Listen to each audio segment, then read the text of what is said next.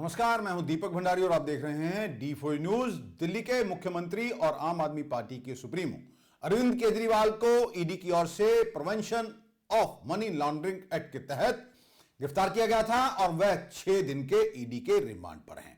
उन पर आरोप है कि जो एक्साइज पॉलिसी दिल्ली में बनी थी, जिससे कि सरकार को करोड़ों रुपए का नुकसान हुआ और आम आदमी पार्टी को इससे करोड़ों रुपए का फायदा हुआ, इसी को लेकर उन्हें गिरफ्तार किया गया है। इससे पहले मनीष सिसोदिया, संजय सिंह और सतेंद्र जैन ये भी जेल में हैं। आम आदमी पार्टी इसके विरोध में जगह जगह प्रदर्शन कर रही है और भाजपा पर सरकारी एजेंसियों के दुरुपयोग के आरोप लगाए जा रहे हैं। इधर तिहाड़ जेल में बंद ठग सुकेश चंद्रशेखर ने अरविंद केजरीवाल के नाम पर चिट्ठी लिखी है और लिखा है कि welcome to the Tihar jail.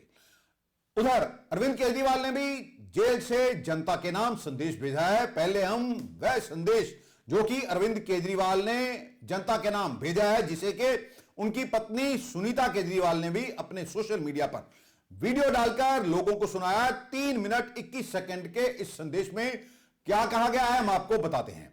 वह कहते हैं कि अब तक मैंने बहुत संघर्ष किया है, आगे भी मेरी जिंदगी में बड़े संघर्ष लिखे हैं।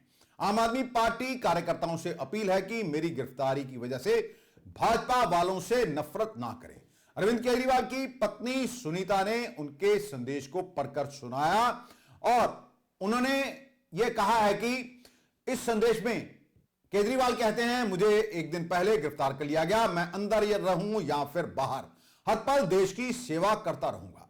मेरी जिंदगी का एक एक पल और मेरे शरीर का एक एक कतरा देश के लिए समर्पित है। इस पृथ्वी पर मेरा जन्म संघर्ष के लिए हुआ है। अब तक बहुत संघर्ष किया है, आगे भी मेरी जिंदगी में बड़े संघर्ष लिखे हैं, इसलिए जेल जाने से मुझे अचंबा नहीं हुआ। वह लिखते हैं कि मुझे आप लोगों से बहुत प्यार मिला है। मैंने पिछली जन्म में कुछ अच्छे काम किए होंगे कि मैं भारत जैसे महान देश में पैदा हुआ। हमें फिर से मिलकर भारत को महान देश बनाना है, दुनिया का सबसे शक्तिशाली और नंबर 1 देश बनाना है। भारत के अंदर और बाहर ऐसी कई खतरनाक शक्तियां हैं जो देश को कमजोर कर रही हैं। हमें सचेत रहकर इन शक्तियों को हराना है और भारत में ही कई ऐसे लोग हैं और शक्तियां हैं जो देशभक्त हैं, जो भारत को आगे बढ़ाना चाहती हैं। हमें इन ताकतों के साथ जुड़ना है और इन्हें मजबूत बनाना है। आगे वे लिखते हैं कि दिल्ली की मेरी मां बहनें सोच रही होंगी कि केजरीवाल तो अंदर चला गया, पता नहीं अब महीने का 1000 रुपया मिलेगा या नहीं। मेरी माताओं और बहनों से अपील है कि अपने भाई और बेटे पर भरोसा रखो, ऐसी सलाखें नहीं जो आपके भाई और आपके बेटे को ज्यादा दिन तक अंदर रख सकें। मैं जल्द बाहर आऊंगा और अपना वायदा पूरा करूंगा। आपका भाई, आपका बेटा लोहे का बना है, बहुत मजबूत है। बस एक विनती है कि मंदिर जाना और मेरे लिए भगवान से आशीर्वाद मांगना। करोड़ों लोगों की दुआएं मेरे साथ हैं, यही मेरी ताकत है। आम आदमी पार्टी के सभी कार्यकर्ताओं से मेरी अपील है कि मेरे अंदर जाने से लोक सेवा और जन कल्याण का काम नहीं रुकना चाहिए। इस वजह से भाजपा वालों से नफरत नहीं करनी है। मैं जल्द ही लौट कर आऊंगा, आपका अपना अरविंद केजरीवाल। यह भावुक अपील, यह भावुक संदेश अरविंद केजरीवाल ने दिल्ली की जनता के नाम पर दिया है। दूसरी तरफ तिहाड़ जेल में बंद ठग सुकेश चंद्रशेखर ने भी अरविंद केजरीवाल के नाम पर चिट्ठी लिख दी है। उसने लिखा है, dear brother Arvind Kejriwal, welcome to Tihar club. मैं बहुत खुश हूं कि मेरे तीनों भाई अब यहां तिहाड़ क्लब चलाने के लिए chairman big boss Arvind Kejriwal, CEO Manish Sisodia और सीओओ सतेंद्र जैन।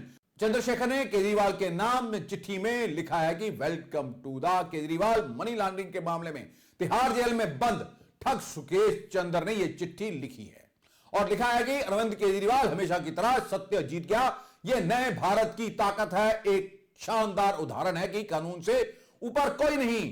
सुकेश चंद्र लिखता है कि बहुत अच्छा मौका है, 25 मार्च को मेरा जन्मदिन है, इस दिन दोहरी खुशी मनाई जाएगी। आपकी गिरफ्तारी को मैं अपना सबसे अच्छा बर्थडे गिफ्ट मानता हूं। मैं बहुत खुश हूं कि मेरे तीनों भाई अब यहां तिहाड़ क्लब चलाने में मेरे साथ होंगे। आपको बता दें कि ठग सुकेश चंद्रशेखर 200 करोड़ रुपए की ठगी के आरोप में मंडोली जेल में बंद है। उसने अपनी चिट्ठी में केजरीवाल का तिहाड़ क्लब में स्वागत किया है। साथ ही कहा है कि वह बहुत खुश है कि उसे इतना अच्छा बर्थडे गिफ्ट मिला है। यह पहला मौका नहीं है जब सुकेश चंद्रशेखर ने अरविंद केजरीवाल पर आरोप लगाए हों। इससे पहले भी वह केजरीवाल पर कई तरह के आरोप लगा चुका है। पिछले साल भी उसने दिल्ली के एलजी को चिट्ठी लिखी थी और बताया था कि करोड़ बाग में एक प्रोजेक्ट दिलाने के बदले में 90 लाख रुपए के चांदी के बर्तन बतौर गिफ्ट दिए थे। इनमें चांदी की 15 थालियां, 20 गिलास, मूर्तियां, कटोरे और चांदी के चम्मच थे। चंद्रशेखर की ओर से लिखी गई पूरी चिट्ठी आपको सुनाते हैं, जिसमें वे लिखते हैं कि डियर ब्रदर अरविंद केजरीवाल, हमेशा की तरह सत्य जीत गया। यह नए भारत की ताकत है, शानदार उदाहरण है कि कानून से ऊपर कोई नहीं। सबसे पहले मैं आपका स्वागत करता हूं तिहाड़ के बास का। आपका कट्टर ईमानदार का जुमला और सारे ड्रामे का अब अंत आ गया है। बहुत अच्छा मौका है। 25 मार्च को मेरा जन्मदिन है। इस जन्मदिन में दोहरी खुशी मनाई जाएगी। आपकी गिरफ्तारी को मैं अपना सबसे अच्छा बर्थडे गिफ्ट मानता हूं।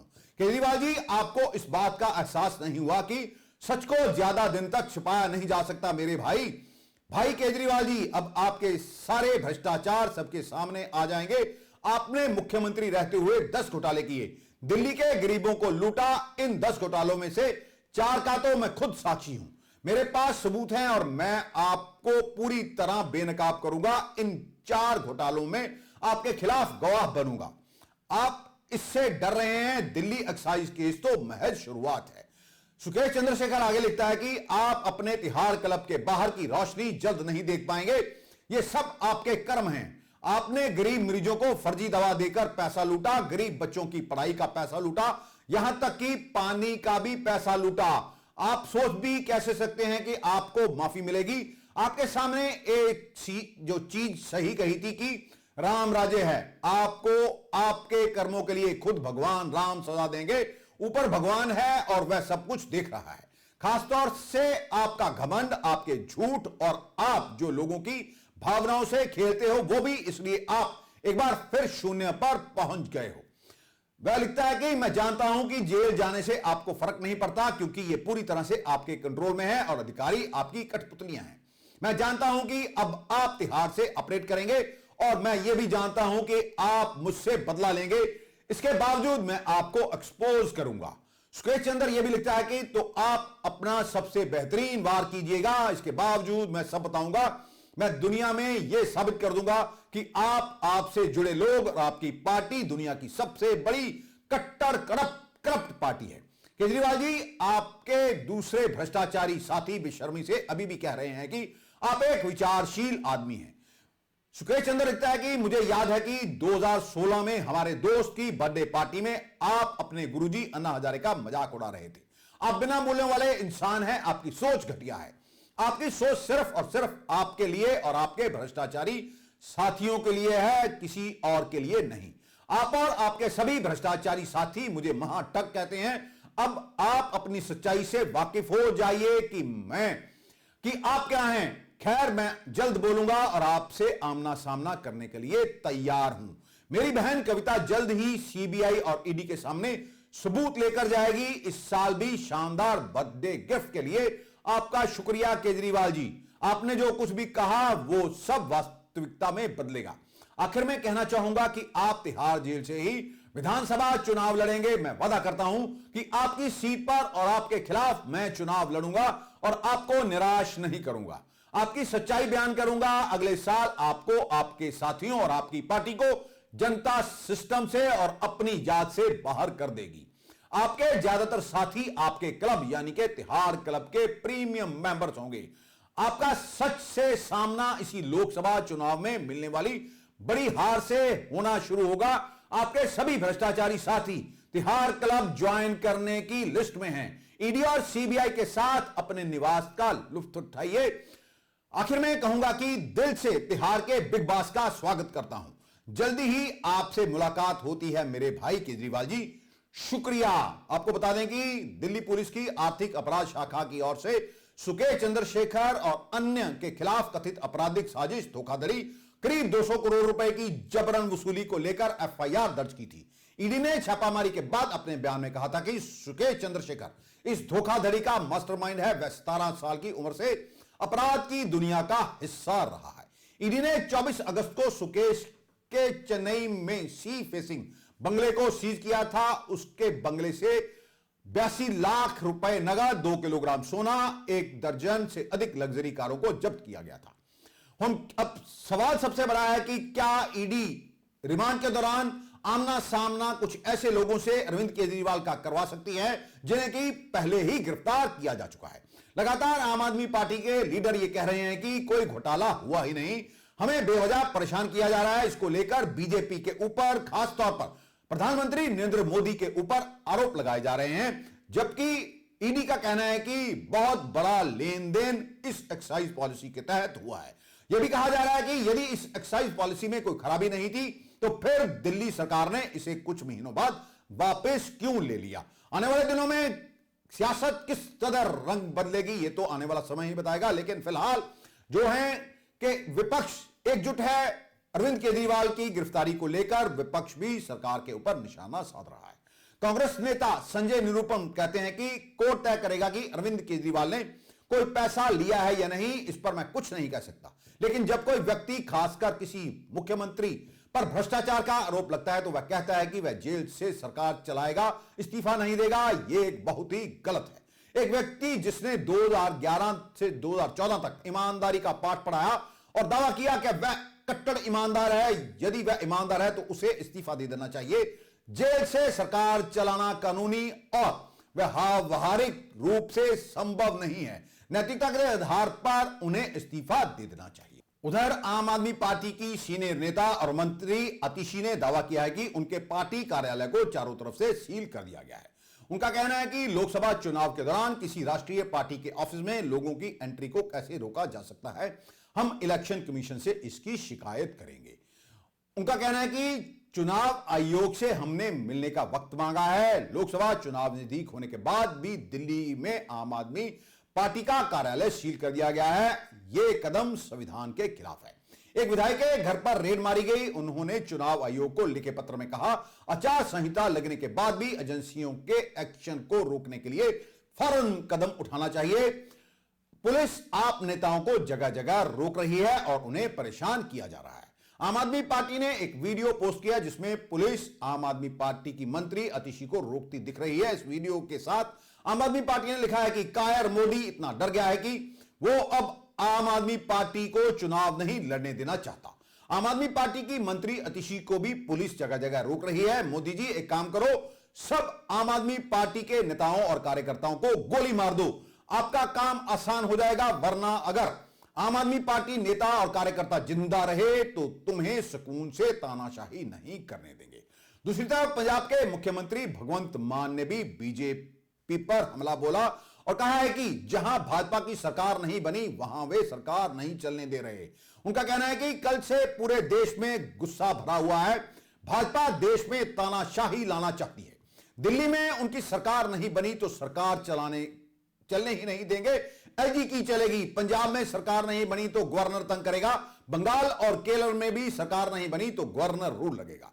झारखंड में सरकार नहीं बनी तो मुख्यमंत्री को गिरफ्तार कर लिया जाएगा। अगर तमिलनाडु में सरकार नहीं बनी तो गवर्नर मुख्यमंत्री का भाषण ही नहीं पड़ेगा। बाबा साहब अंबेडकर का संविधान खतरे में है। वह कहते हैं कि मेरी 140 करोड़ लोगों से अपील है कि इसके खिलाफ इकट्ठे हो जाइए वरना देश बर्बाद हो जाएगा। उधर पंजाब बीजेपी ने चीफ इलेक्शन कमीशन पंजाब से मुलाकात की और पंजाब में शराब पॉलिसी की जांच ईडी से करवाने की मांग की है। एक शिष्टमंडल सुनील जाखड़ की अध्यक्षता में आज पंजाब के चीफ इलेक्शन कमिश्नर से मिलता है और सुनील जाखड़ एक दिन पहले ही आरोप लगा चुके हैं कि पंजाब की शराब पॉलिसी भी दिल्ली सरकार की तर्ज पर बनाई गई है। ज्ञापन में मांग रखी गई है कि ईडी को पंजाब शराब पॉलिसी को लेकर भी जांच करनी चाहिए। सुनील जाखड़ का कहना है कि आचार संहिता लग चुकी है और कोई भी विभाग अब सीधे तौर पर सरकार के अंडर नहीं, इसलिए वह अपना ज्ञापन लेकर चुनाव आयोग के पास पहुंचे हैं। सुनील जाखड़ पहले ही पंजाब की शराब पॉलिसी पर सवाल उठा चुके हैं और कह चुके हैं कि इसकी जांच भी ईडी को करनी चाहिए। अगर दिल्ली में 100 करोड़ रुपए का घपला सामने आ सकता है तो पंजाब में तो उससे भी बड़ा घोटाला सामने आ जाएगा। जाखड़ कहते हैं कि घोटालों के पैसों से सरकार अपनी सहयोगी पार्टी कांग्रेस के साथ मिलकर चुनाव में यह पैसा खर्च करेगी। पहले जैसे शराब बांटी थी अब वैसा ना हो, इसके लिए बीजेपी चुनाव आयोग के पास आई है। आज के लिए बस इतना ही। हमने सारे तथ्य आपके सामने रख दिए हैं कि कौन क्या कह रहा है, फैसला जनता को लेना है कि अब वाकई देश में तानाशाही राज है या फिर सरकार या सरकारी एजेंसियां जो कर रही हैं वह देश की भलाई के लिए कर रही हैं।